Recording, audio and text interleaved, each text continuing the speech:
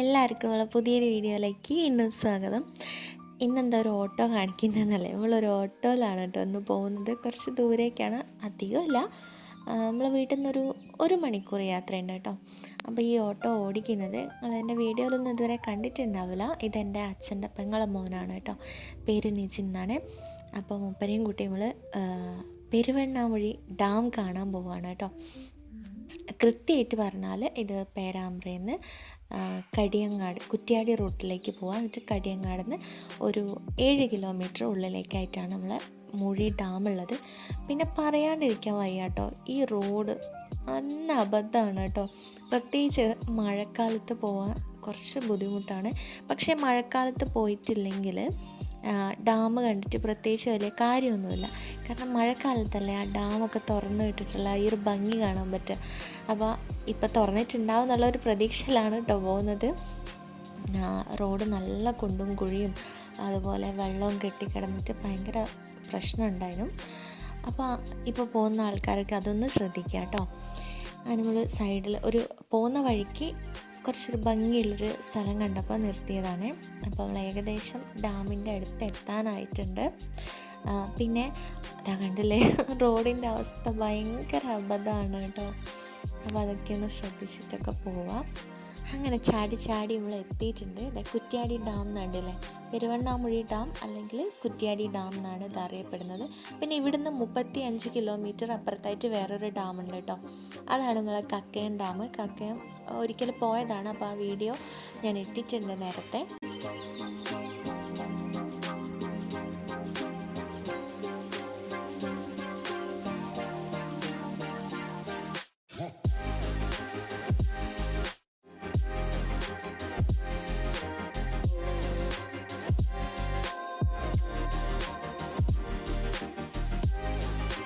ഇവിടെ നമുക്ക് വിശാലമായിട്ടുള്ള പാർക്കിംഗ് സൗകര്യം ഉണ്ട് കേട്ടോ. അപ്പോൾ അതിനായിട്ട് ആരും ബുദ്ധിമുട്ടൊന്നും വേണ്ട.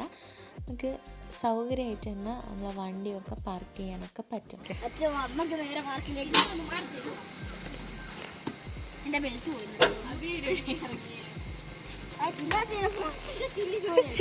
അബിയയിലൂടെ ഇറങ്ങിയേ.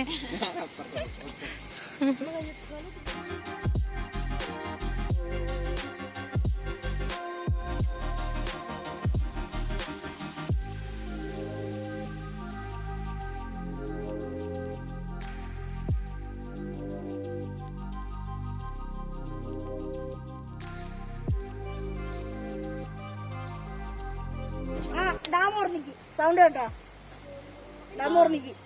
ശ്രദ്ധിച്ചു നോക്കിയാല് ഭയങ്കര സൗണ്ട് കേൾക്കാം. അത് ഡാം തുറന്നതില്ല.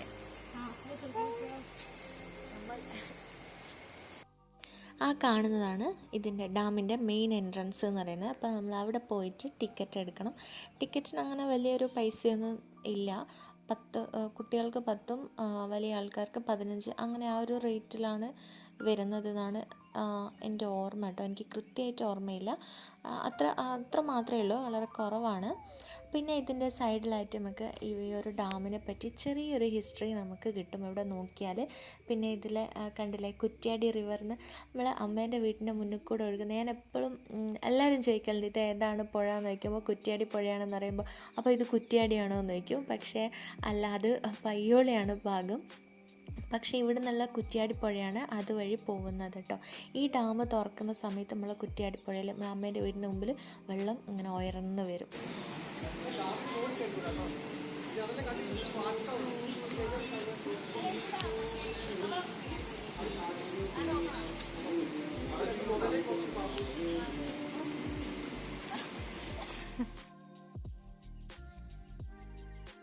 ടിക്കറ്റ് എടുത്ത് നമ്മൾ ഉള്ളിലേക്ക് കയറിയാൽ ആദ്യം തന്നെ നമുക്ക് കാണാൻ പറ്റുക റൈറ്റ് സൈഡിലായിട്ട് ഒരു ചെറിയൊരു ചിൽഡ്രൻസ് പാർക്കാണ് കേട്ടോ. അപ്പോൾ ഇവിടെ ഇപ്പം മഴയൊക്കെ ഉള്ളതുകൊണ്ടായിരിക്കും കുട്ടികളൊന്നും അങ്ങനെ കയറുന്നില്ല. പിന്നെ ഇതിനെ പറ്റി ഇതിൻ്റെ ലൈഫ് ഗാർഡ് നമ്മളോട് കുറച്ച് കഴിഞ്ഞിട്ട് പറഞ്ഞു തരും കേട്ടോ. അപ്പോൾ എന്തൊക്കെയാണ് ഡീറ്റെയിൽസ് എന്നുള്ളത് നമുക്ക് അതിലൂടെ കേൾക്കാൻ പറ്റും.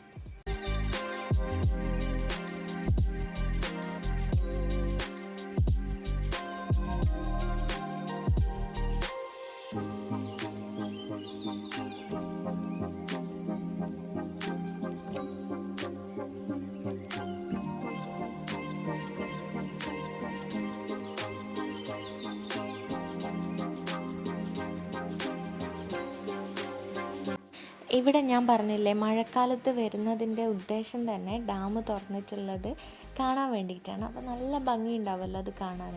അപ്പോൾ ഇവിടെ എത്തുമ്പോൾ തന്നെ നമുക്ക് മനസ്സിലാവും തുറന്നിട്ടുണ്ട് എന്നുള്ളത്. നല്ല സൗണ്ട് ഉണ്ട് കേട്ടോ. അപ്പോൾ ഞാനത് നിങ്ങൾക്കും കൂടെ കാണിച്ചു തരാം. എന്ത് ഭംഗിയാണെന്നാ കാണുക, ഒന്ന് കണ്ടു നോക്കേ.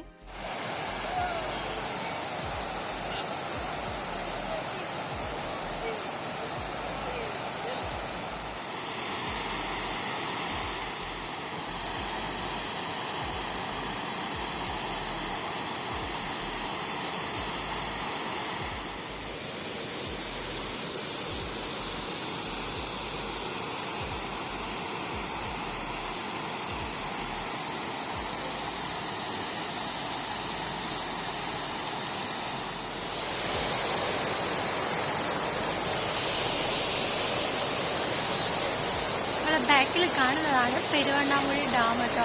ഇപ്പം ഈ മഴ സമയത്ത് വന്നാൽ മാത്രമേ നമുക്ക് ഈ ഒരു കാഴ്ച കാണാൻ പറ്റൂ. അടിപൊളിയായിട്ടുള്ള നല്ല ഭംഗിയുണ്ട്. ഭയങ്കര സൗണ്ട്. ഞാൻ പറയുന്നത് കേൾക്കുന്നുണ്ടോ എന്ന് അറിയില്ല. പണ്ട് വന്ന സമയത്തില്ലേ ആ ഭാഗത്ത് ഇറങ്ങിയിട്ടുണ്ട് കേട്ടോ. ഇപ്പൊ ഇതിന് മേലേക്ക് കയറരുത് എന്നാണ് അവർ പറഞ്ഞത്.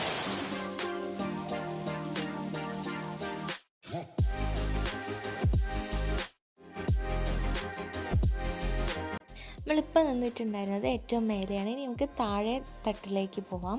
അപ്പോൾ നമുക്ക് കുറച്ചുകൂടെ അടുത്ത് നിന്നായിട്ട് കാണാം. പിന്നെ ഒരു സ്റ്റെപ്പും കൂടെ താഴേക്ക് ഇറങ്ങിയാൽ അതിലും കുറച്ചുകൂടെ അടുത്തായിട്ട് നമുക്ക് കാണാൻ പറ്റും. അങ്ങനെ ഒരു 3 തട്ടായിട്ടാണ് ഉള്ളത്. നമുക്ക് കുറച്ചുകൂടെ അടുത്ത് നിന്നായിട്ട് കാണാൻ പറ്റും.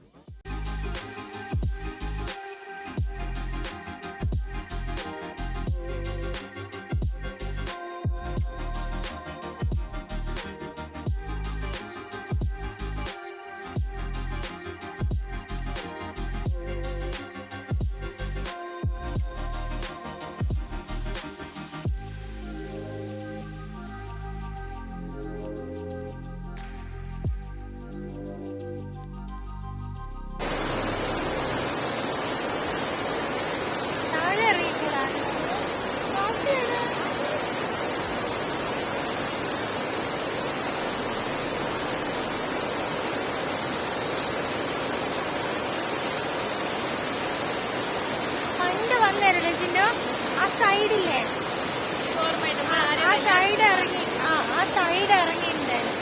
ഈ ഒന്ന് ഓർക്കുമ്പോ സ്റ്റെപ്പിന്റെ മുകളിൽ ഇറങ്ങി.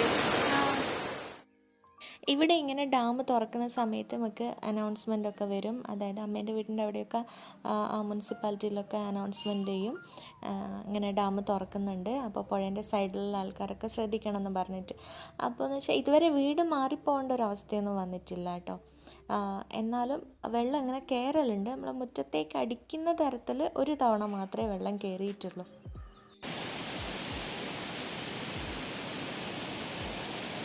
ശരിക്കും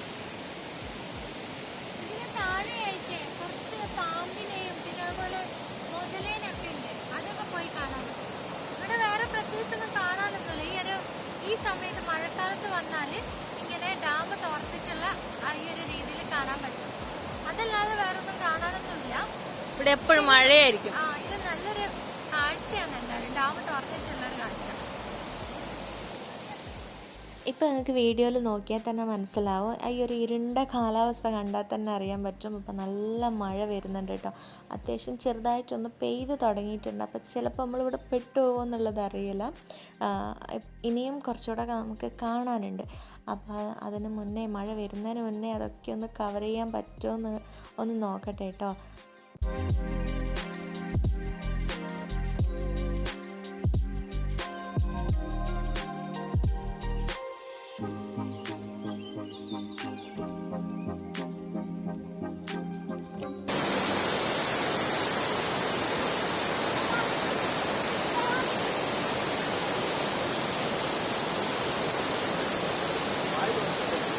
നല്ല മഴ വരുന്നുണ്ട്. നമുക്ക് വിട്ടാലോ? ഇനി ആ ഭാഗത്ത് മുതലേനെ കാണാൻ പോവാം. മുതല ഉണ്ടോന്നൊന്നും എനിക്ക് അറിയില്ല. ഇപ്പൊ കുറെ മുതലുണ്ട് അല്ലേ? കുറച്ച് മാത്രം ഉണ്ട് എന്നാണ് പറഞ്ഞത്.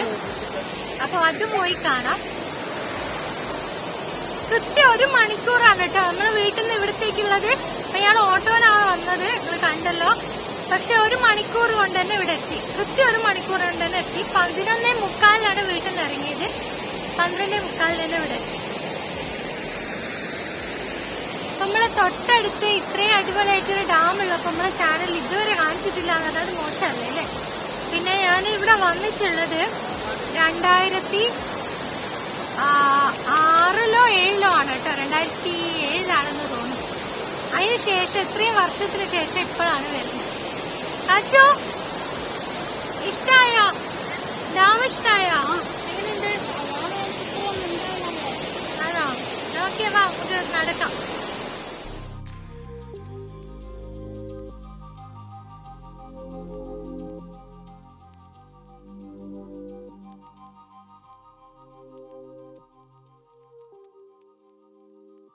ഇതിന് മേലെ കയറിയാല് നമുക്ക് ചുറ്റിലും കാണാം.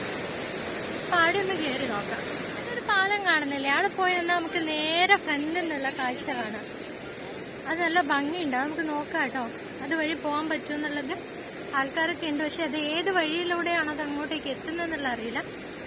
അങ്ങനെയാണെങ്കിൽ തന്നെ നേരെ നമുക്ക് ഇപ്പുറത്തുള്ള സെന്ററിൽ നിന്നുള്ളൊരു വ്യൂ കിട്ടും.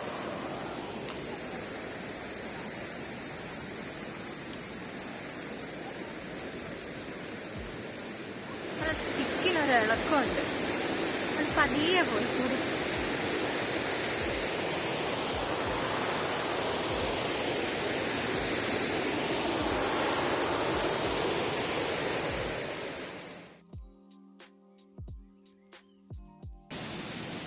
പെരുവണ്ണാമൂഴിയിലെ ബോട്ട് സർവീസാണ്. സർവീസിന്റെ ലൈഫ് ഗാർഡാണ് ഞാൻ. ഇത് ബോട്ട് യാത്ര എന്ന് പറഞ്ഞാൽ ഇത് റിസർവേന്റെ ഉള്ളിലാണ്. ഒരു 30 വർഷത്തിന് ശേഷമാണ് നമ്മൾ ഇതിൽ റിസർവേയിൽ ആളുകളെ പ്രവേശിക്കുന്നത്.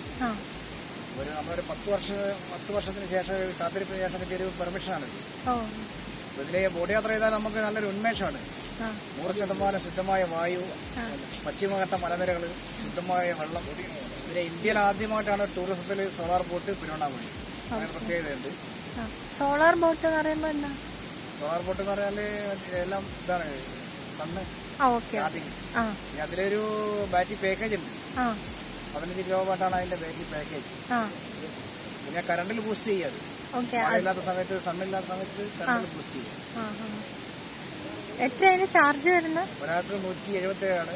ഫാമിലീസ് ഒക്കെ വരാൻ നമ്മൾ അഡ്ജസ്റ്റ്മെന്റ് ആക്കി കൊടുക്കുന്നുണ്ട്. ബോട്ട് സർവീസ് നടത്തുന്ന പറഞ്ഞാൽ ചക്കിട്ടപ്പാറ സർവീസ് കോപ്പറേറ്റീവ് ബാങ്കാണ് ഈ ബോട്ട് സർവീസ് നടത്തുന്നത്. ഇതിന്റെ മേലെ കയറി നമുക്ക് ഫുൾ വ്യൂ കാണാം കേട്ടോ. അപ്പൊ ഇതിന്റെ മേലേക്കൊന്ന് കയറി നോക്കാം. ഇവര് കൊറേ നിർബന്ധിച്ചിട്ടോ നമ്മളെ. നല്ലൊരു ഉന്മേഷമൊക്കെയാണ്. അതല്ല ചിന്നു അറിയാം. നമ്മളെ നാട്ടിൽ അകലാപ്പുഴന്ന് കയറാൻ പേടിയില്ല. ഞാൻ ഇവിടെ ഡാമിൽ വന്നിട്ട് ബോട്ടിൽ കയറുന്നുണ്ട്. അപ്പൊ ശരിക്കും കയറണമെന്നുണ്ട്, പക്ഷെ ഒട്ടും ധൈര്യമില്ല. എന്ത് ചെയ്യാനാ? എനിക്ക് ഭയങ്കര പേടിയാ. പ്രത്യേകിച്ച് ഡാമിലെന്നൊക്കെ പറഞ്ഞാല് ഇതിന്റെ ആഴമൊക്കെ എങ്ങോട്ടാ പോകുന്നത്. നീന്തലൊക്കെ അറിയുന്ന ഒരാളാണ് ചിക്കൻ്റെ സാരമില്ല കേട്ടോ. നീന്തലൊന്നും അറിയാത്ത മോനെയും കൊണ്ടും ചെറിയ മക്കളെയും കൊണ്ടൊക്കെ വരുമ്പോ പ്രത്യേകിച്ച് എനിക്ക് ധൈര്യമില്ല. അപ്പൊ ഒരു ഫാമിലി ഒക്കെ വരുമ്പോ അഡ്ജസ്റ്റ് ചെയ്ത് തരും ക്യാഷൊക്കെ. അങ്ങനെയൊക്കെ പറഞ്ഞു നോക്കിയിട്ടുണ്ട്. നമ്മളോട് ഇങ്ങോട്ട് പറഞ്ഞിട്ടുണ്ട്, പക്ഷെ പേടിച്ചിട്ട് വേണ്ടാന്ന് പറഞ്ഞു. ഞാൻ ഇപ്പൊ തന്നെ കളിക്കാൻ തുടങ്ങിയിട്ടോ. ഇനി ഇതിന്റെ മേലേക്ക് എങ്ങനെ കയറുന്ന വേണ്ട.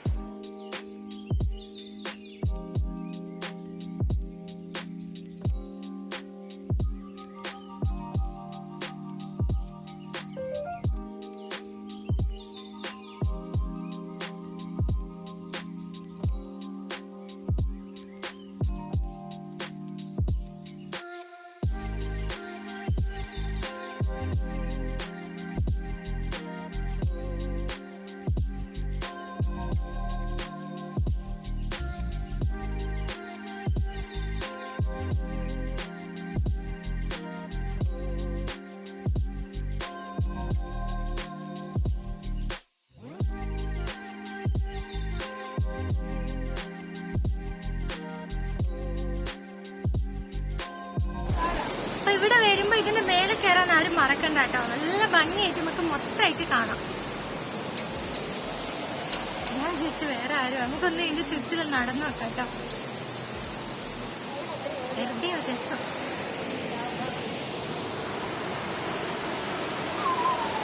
ഇവിടെ കുരങ്ങന്മാരൊന്നും കാണുന്നില്ല കേട്ടോ. ശരിക്കും കുരങ്ങനെയൊക്കെ കാണേണ്ടതാണ്, പക്ഷെ കുരങ്ങനൊന്നും കാണുന്നില്ല.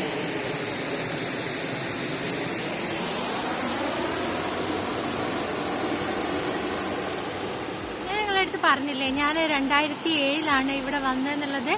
അപ്പോൾ ആ ദിവസത്തിൻ്റെ ഒരു പ്രത്യേകത പറഞ്ഞുതരാം. 2007 ഫെബ്രുവരി 10 കേട്ടോ വന്നത്. അപ്പം അന്നാണ് ഞാൻ ഹസ്ബൻഡിനെ ആദ്യമായിട്ട് കാണുന്നത്.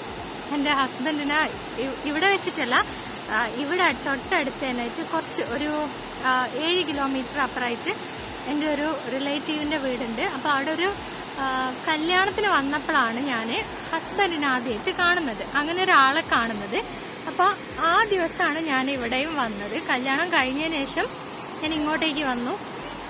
ഞാനും എല്ലാവരും, നമ്മളെ അച്ഛനുണ്ടാവില്ലായിരിക്കും, അച്ഛനില്ല, അമ്മയും പിന്നെ ബാക്കിയുള്ള റിലേറ്റീവ്സൊക്കെ ഇവിടെ വന്നിട്ടുണ്ടായിരുന്നെ.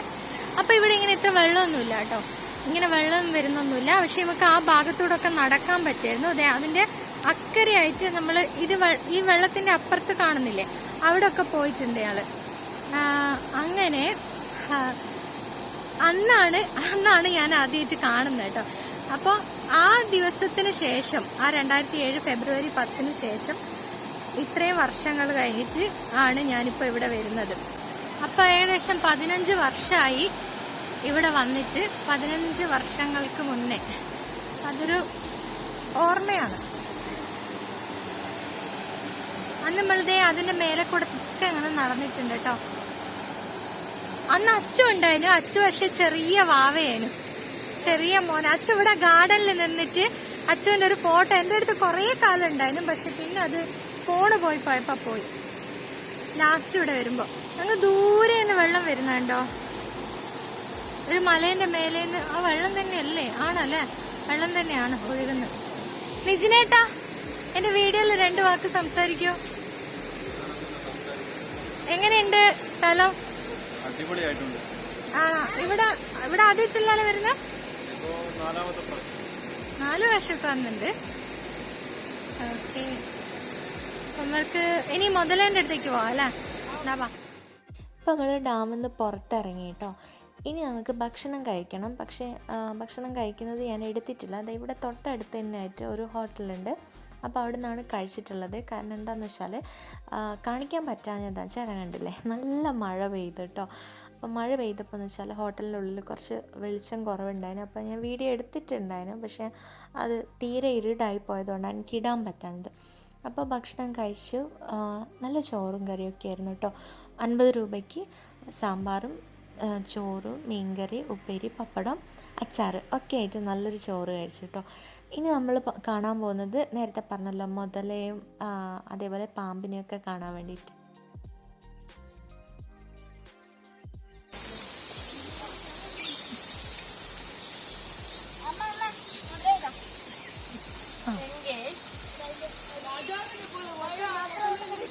ഒരു മുതലേ ഉള്ളൂ. ഇവിടെ ഒരു മുതലയുണ്ട്, അതാ കാണുന്നുണ്ടായിരിക്കും അല്ലേ. ഒരുപാട് മുതലുകളുള്ള ഒരു സ്ഥലമാണ്. ഇപ്പം ഇതൊറ്റൊന്ന് മാത്രമേ ഉള്ളൂ എന്ന് എനിക്ക് തോന്നുന്നു. ഒരാളെ മാത്രമേ ഇപ്പം ഇതിൻ്റെ അകത്ത് കാണുന്നുള്ളൂ. ഇനി അപ്പുറത്തെ സൈഡിലുണ്ടോയെന്ന് അറിയില്ലേ.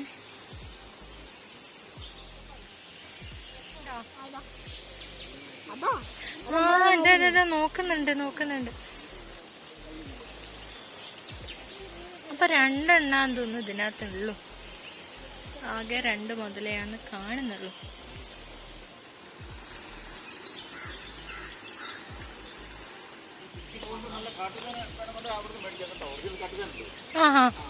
ഓക്കെ, ഇവിടെ ഇപ്പൊ എന്താ ഉള്ള ഇങ്ങോട്ട്?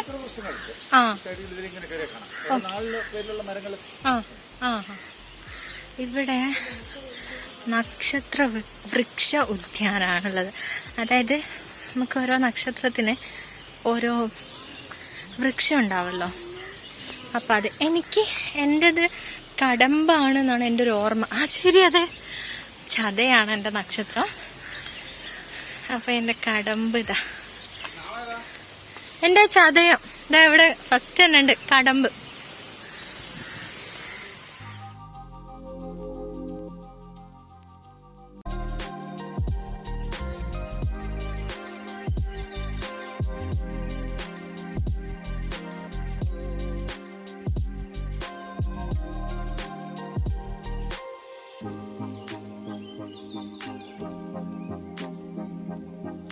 മഴ പെയ്യുന്നുണ്ട്, അപ്പൊ ഇതിനുള്ളിലേക്ക് കയറാം.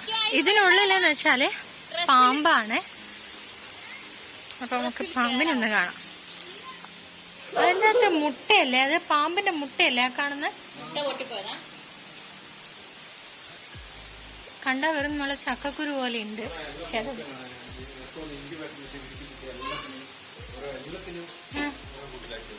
അതെ, നോക്ക്, ഇത് മൂർക്കനല്ലേ, അതിൻ്റെ അകത്തൊക്കെ ഉണ്ട് അല്ലേ. രാജവമ്പാല ഉണ്ടെന്ന് പറഞ്ഞപ്പോ മേലെന്നൊരു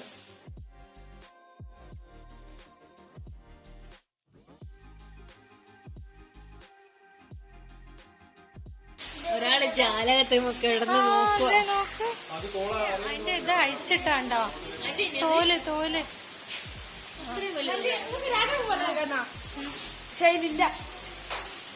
അടുത്ത ആളത് ജനലിന്റെ മേലെ കയറി കിടക്കുന്നുണ്ട്.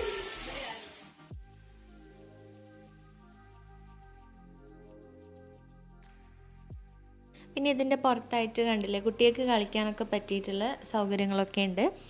ഒരുപാടൊന്നുമില്ല, എന്നാലും അത്യാവശ്യം കുറച്ച് കാര്യങ്ങളൊക്കെ ഉണ്ട്. പിന്നെ മുതിർന്ന ആൾക്കാരായാലും അല്ലാണ്ടൊക്കെ വരുന്നതായാലും ഇവിടെ ഇരുന്ന് സംസാരിക്കാനും ഒക്കെയുള്ള സൗകര്യമുണ്ട് കേട്ടോ. പിന്നെ ഇനിയും കുറേ കാര്യങ്ങൾ ഇവിടെയൊക്കെ കാണിക്കാനുണ്ട് ഇതുപോലത്തെ, പക്ഷേ മഴയായതുകൊണ്ടൊന്നും കാണിക്കാൻ പറ്റുന്നില്ല. പിന്നെ നമുക്കിവിടെ ആകെയുള്ളത് ഒരു പെരുമ്പാമ്പാണ് കേട്ടോ, അതിനെയാണ് ഇപ്പോൾ കാണിക്കുന്നത്.